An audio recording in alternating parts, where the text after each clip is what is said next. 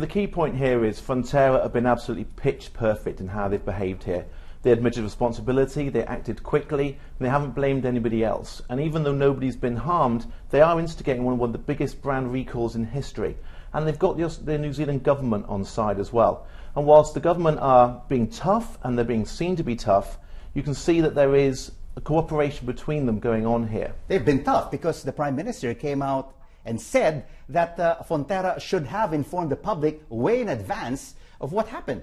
Of course, but the government can't be seen to be having their strings pulled by the big brands. Fonterra is hugely important to New Zealand, but the government has to be able to keep its objectivity and be seen as being above these kind of businesses. And it seems they're saying the right thing to the media. The trade minister who I spoke with earlier said China was right in halting imports. Absolutely. They didn't make the classic mistake and blame the customer. Think about Apple, think about Firestone. They turned it around and tried to say the customer was overreacting or using the product wrongly.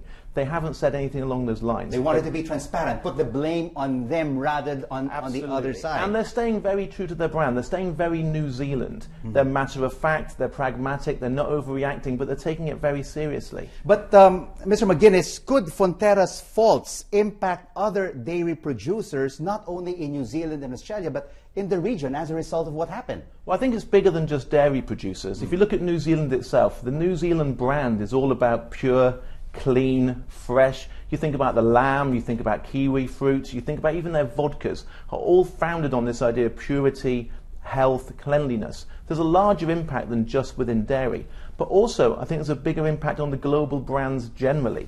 One of the reasons that markets like China, Indonesia, India, why consumers will pay extra, often 50, 100% more. They will pay the premium. They will pay the premium rather than buying the local product. Absolutely, because the trust is there for the big global brands that might not be there for the smaller local. If you take away that trust, if you take away that reassurance of safety and scientific proof, what's there behind it? Why pay more than the local brand?